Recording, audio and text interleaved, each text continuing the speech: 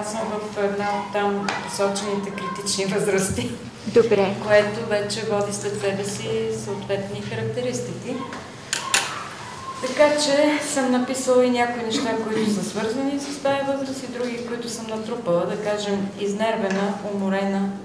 Добре. Намирам, че в момента до някъде и така се чувствам. Иначе се стремя да съм толерантна, коректна, отзивчива, придирчива към децата, не приемам диктаторски отношения, взискателна, смятам, че съм дисциплинирана, натрупала съм опит, работя с желание и преди всичко са децата на преден план, никакви други норми не ме движат в работата. Важното е децата да знаят, да са добре и да могат да направят, което искат. Това е. Те са свързани с мен и като учител, и като човек. И като учител. Няма как да не са и лични. Смятам, че съм професионалист. Добра, внимателна, емоционална, старателна, взискателна, толерантна, обичаща, разумна, изпълнителна, справедлива, стриктна, съобразителна и вярвам в учениците. Техните възможности. Така, ако погледнете първата колонка от лични качества, има ли нещо, което се повтаря и там, и във вашата професия? Да.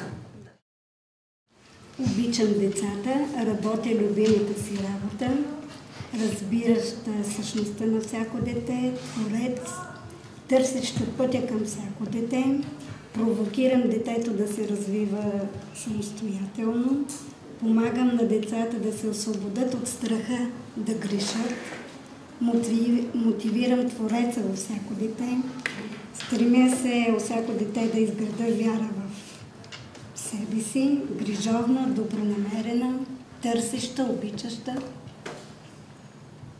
Това е. Колко от нещата съвпадат с първата колонка? Добронамерена, обичаща. Да. Много да. Търсеща също, толерантна, творец. Какъв учител съм? Отговорна, дисциплинирана, резултатна, оптимистка, разбираща, търпелива, усмихната, целяща разбиране, помагаща, щедра, раздаваща се, нервна, когато не ме слушат, нетърпима към мързела и безотговорността, нетърпима към безпардонността и простотията. Защото от всичко виждаме в училище. При големите, не само при малките, но при големите се налага едно разбиране и те не винаги са в настроение, особено големите в такава възраст, която 12-15 години, когато пубертет е в най-голяма сила. Те също изявяват по различен начин недоволството си или съгласието си. Трябва да бъдем много търпеливи и внимателни, защото при тях има опасност посягане към алкохол, не само агресия и такива неща, неудовлетвореността, води алкохол, наркотици и други такива прояви. Така че за да си учител най-вече търпение и обич към децата.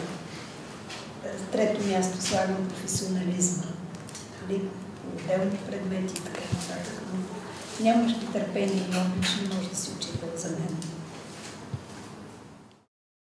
Търпелив, добър, обичаш професията си, защото обичам децата, спокоен, внимателен, професионалист, деликатен, щадящ децата.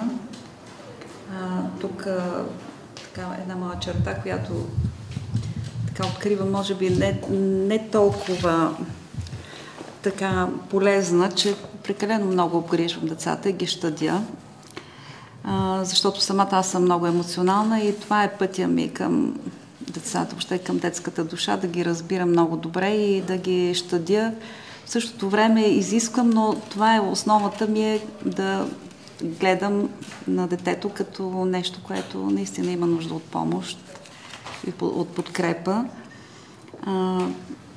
Като тази моя черта, емоционалност, така играе доминираща роля. Приятелски настроен, всеотдаен, обгрижващ и в същото време за мен съм доволна, че в същото време съм взискателна и дисциплинирана като учител.